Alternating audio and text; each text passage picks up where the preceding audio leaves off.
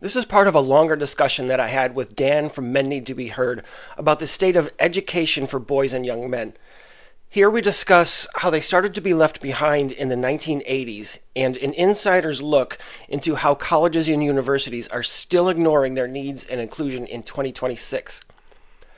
What makes this conversation difficult and uncomfortable for a lot of people in the general public discourse is that the data have been there for decades. Schools knew, administrators and policymakers have all known, and nothing has meaningfully changed. Instead, it produced multiple generations of boys who learned early that the U.S. education system is not concerned about their outcomes. This is one of several segments from our nearly 2-hour conversation that I'll be dropping over the next couple of weeks.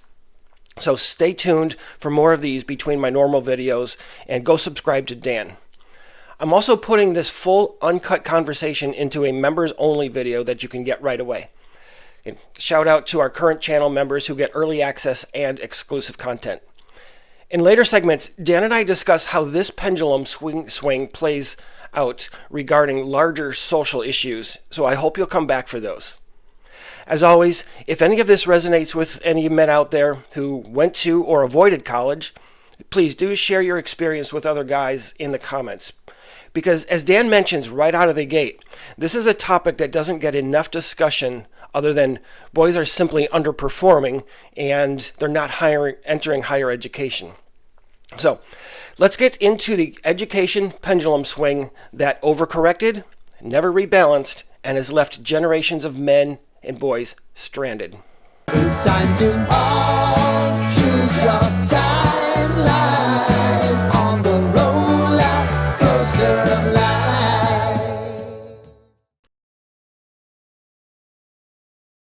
I think this is one that we didn't get to last time we spoke, and I'm curious about your take. And I apologize if I misremember. What do you think is missing from men's and fathers' issues in those discussions right now? We hear, of course, a lot about the divorce, the custody. You had just a full podcast yesterday, I think, on double standards and things like that. And that could go into many different areas. And we did. Yes, you did. Anything you think that we're missing as far as, and it could be broad, Sure. maybe even like double standards in general, but specific within this issue. Is there any thoughts about I wish just somebody would bring this up if this were more of a specific topic? Yeah, generally speaking, Todd, when I have 12 different issues that I cover, right? A wide range of things. There's one in particular that I don't think gets anywhere near enough attention. It's one that is in my top 3 I'm most passionate about. And in my opinion, it's top 2 maybe of the things we should be working on, which is boys' education. The dearth of coverage on it in general, and I'm talking regular society, is shocking to me. But as much so when you start talking with people who are talking about men's issues, men's rights, that type of thing. There are very, very few of us that even bring it up or talk about it. I do. Yeah. And it's such a critical thing because going back to the early 70s, they revamped, and I argue it was legitimate. They revamped education completely, right? Girls were lagging behind. There is no question of that. But they took the pendulum that was too far one side and swung it all the way to the other, and they've never come back from that. And they knew really within 5 or so years of that happening. So mid 70s, they started suspecting it. Early 80s, they knew that the boys were now suffering, right? And they talked about it. The data's been there the whole time. Having talked with educators who were principals and administrators back then, they saw it. They freely admit to me, yep, we knew what was going on, and nobody's done anything about it. Fast forward now, let's say 40 years, let's say from 80 to 85 to now 20, 25, 26, etc. Nothing has changed. Literally nothing. So we've now had 3 generations of boys that have grown up or are in the process of growing up that education has failed completely. And don't kid yourself for 1 second. It's why we're at where we're at. And so that's the one, you can probably hear the passion in my voice, that I am so passionate about. Warren has covered that. A couple of Richard Reeves covers it, right? But as mainstream as they are, and as much as they've covered it, a few others have covered it as well. It never really hit the news, right? I remember Warren Farrell going on talk shows in the '90s talking about it. So it bubbled up a little bit then, again, nothing changed. Now you don't hear anything at all about it. Warren wrote a book called The Boy Crisis a couple of years, well, probably 5 years ago now. And that is like my Bible, because a lot of what he talks about in that is education. And yet, here we are. And there's no talk about it. It's funny because we have a local school board election coming up. So they're all in primary mode right now. I'm getting emails, phone calls, the whole bit. First thing I'm asking them is, with boys lagging as far behind, what are your plans as a school board member? What are you going to do about it? And I'm trying to nail them down to specifics, because they'll give you the tripe answer, well, we'll look into it, blah, blah, blah. No, you won't. All right. I want to know, Right. Give me 2 specific things, whether they're programs or something that you're going to do to address the failure of education in boys. They don't have anything. Go ahead. Sorry, just straight interrupt. I just want to make sure you're talking mostly like primary school, right? Like pre-high school, All the way through, like actually, all the way through college. I would say starting here's the range I would go from preschool all the way to advanced degrees. The whole Okay. everywhere in between. Every bit of it. Every bit of it. Okay. Okay. I'm not as familiar with the up to high school. I mean, having been in school as long as I was, and working in higher education for now the last 10 years or so, that's where most of my knowledge is. I wholeheartedly, understand exactly, where you're coming from. And I don't mean to cut you off from where you were No, a it's moment fine. ago. But I haven't really seen anything, from the '80s, and maybe I just need to do more homework on that age group, in which there was discussion back then in the '80s or even '90s, really, that boys were falling apart, and in that it was maybe well known knowledge. So that's something I would like to look into. The extent to which they understood that pendulum, and when did they know it? They knew it, but to your point, they weren't talking about it publicly, right? Right. Okay. That's Which that, totally makes sense. yeah. Yeah. And it's the same as it is right now, right? Go to a school board meeting, and when they open it up for public comment, ask them. My favorite one to ask, because I've done it a couple times, is I'll go in and go, you implemented a program called STEM to help girls get into science, technology, et cetera, right? Awesome. Fully applaud that. What have you done for boys? Do you have a program for HEAL, health, education, et cetera, right? Which I argue Richard Reeves stole from me, because I was talking about it in a different vernacular in the '90s, but he can have all the credit. I don't care. But, I talked about even back then, healthcare, teaching was a big one, right? There's no male teachers anymore. I mean, It's less than, last I saw, it's less than 20-25%. And having spoken to many K-12 teachers, they're leaving. And not just the teachers, it's now the administrators as well. I covered this topic a few months ago. Even the administrators, I forget, it was Modesto, California, and was just the one community that I focused on, because that's where the news article was.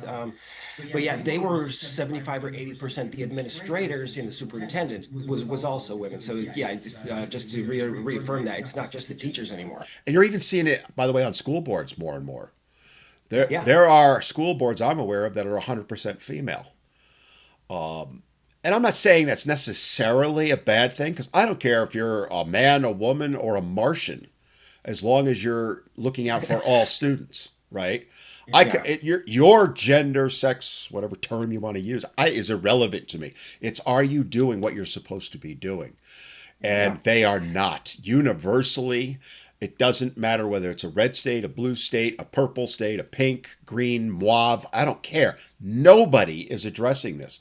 And yet we're seeing an exact reverse of what it was in the late 60s, where 60% of girls now make up, or 60% of the college enrollment is now female, whereas it was 60% male in the 60s. And we had this huge revamp, and now we're in the same thing in reverse, and nobody's talking about it. It's actually, last night number I saw was 37% of enrollment is now male. So it's getting even worse, and yet Yeah. it's like nobody wants to know about it. So let me get in. I want to get into that a little bit because this is kind of more along my expertise, and I need to be careful because I think that my employer has some kind of agreement where we can't bash them online, like literally. But I can. As an example, as an example, where I work, I believe at least like for the last 5 to 7 years has been 72% female enrollment. So that's right in line with the number. So 38% male. Yeah. And most of that comes from education, right? They have a large education college. And a lot of it, most of the university is some type of medical student, whether it's pharmacy, dental, optometry, osteopathic, allopathic, things like that. And as I'm sure many hundreds of universities across the country they're trying to determine how do we keep our market share? How do we keep the doors open even? And down here in South Florida, there's a lot of the industries or the ones that can pay well, good careers for guys. You got your HVAC, you got your boat repairs, your small engine repair businesses, you got your roofers, and a lot of those types of businesses. So when we were asked recently about, well, what can we do, whether it's the programs that we offer or retaining our students after they're here, what are some things, some suggestions, or what are some types of approaches that we could take? And one of mine was, why don't we take some of those guys that go to a 2-year tech school, right? Let's say they go get a 2-year degree in HVAC, they get certified. Why don't we have a program? It's another 4 years, but it's in that 4-year degree, we will teach them how to build a business, how to run a business, and how to get them employees, and how to not just how to fix ACs, but to actually turn it into a really viable business. And I turn it in and never hear back from it. So that's one of those. And by the way, so when I mentioned the medical colleges, that's probably 65% women over there as well. So between the education and the medical colleges, that's where we get the 72% female. But I'm like, this is how you get more guys in here too. This is how you get guys into the university and diversify your offerings and all of those. But I don't know what other than just give suggestions. I don't know who's listening out there. I don't know that they are listening. The problem, though, Todd, it goes back before you're getting to secondary education, right? When you look at the fact that boys drop out of high school at much higher rates than girls, right? They're so disillusioned. Even the ones that graduate, all right, I got my high school degree. I'm not going to go on because I know what's going to happen. Men are not stupid. Boys are not stupid like everybody. Remember those whole "boys are stupid" T-shirts? I hate those things. Throw rocks at them. Yeah, but what the secondary I think is struggling with in some ways to defend them, which I hate doing by the way, is that the pipeline is limited also. Right? Because boys are graduating high school so disillusioned, so beaten down. They're like, why would I sign up for another 2, 4, 6, or 7 years of college when I know damn well how the universities are going to treat me? We all heard the stories, and I saw it with my kids when they went to college, how the boys have to go to harassment training on day one of orientation. The girls don't. Right? Don't think that we don't know that. When I say we, I mean men and boys. So it starts there. But then getting into what you're talking about, right? The program you're talking about, absolutely. What a genius thing, to be honest with you, right? Because I am a strong advocate for trade school. I believe that's the way to go for boys right now. I would not. I do as well. If my children were of the age...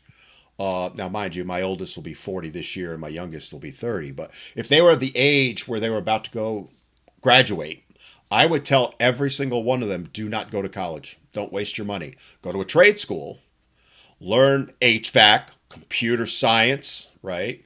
That type of stuff. And you will make more money. I mean, a good HVAC technician's making multiple six figures, right? And you don't have to spend 15, 20 years in the career to get to that high income level. You can do it almost out the door. Pretty much. And here's the other thing. They are so desperate for those workers. You're not going to have a college loan. They're going to pay for it. I mean, the employers. My local college where they offer that, I talked to someone 4 or 5 years ago. It was right after the pandemic's peak. So it was what, 1921, or 2021, excuse me. And You're aging yourself here, Dan. Boy, did I not. But I talked to him because he taught in that, right? And he said, let me tell you, Dan, what's really happening. 2-year school, and you come out of it with an HVAC certificate. He goes, they're recruiting them in high school. The companies are. We will pay for you to go to school for 2 years. Give us, I think most of them wanted like a 4-year commitment afterward. So you have to work for us for 4 years afterward. Well, there's your apprenticeship, right? So they're going to bring you in. They're going to teach you because they want you to be the best employee possible for them. And oh, by the way, you're going to make 6 figures at 20 years old, and the sky's the limit. And then from there, to go into what you were talking about, teach them how to run a business, they're going to be multimillionaires. Yeah. That is what, and by the way, I would make the same argument for girls, right? But there's none of that happening on a I'll call it a global scale, nationwide scale, right? There are colleges that I think are very good at doing this, trying to recruit the boys into certain things. HEAL is a big one, things like nursing, things like teaching we talked about, like high school teachers.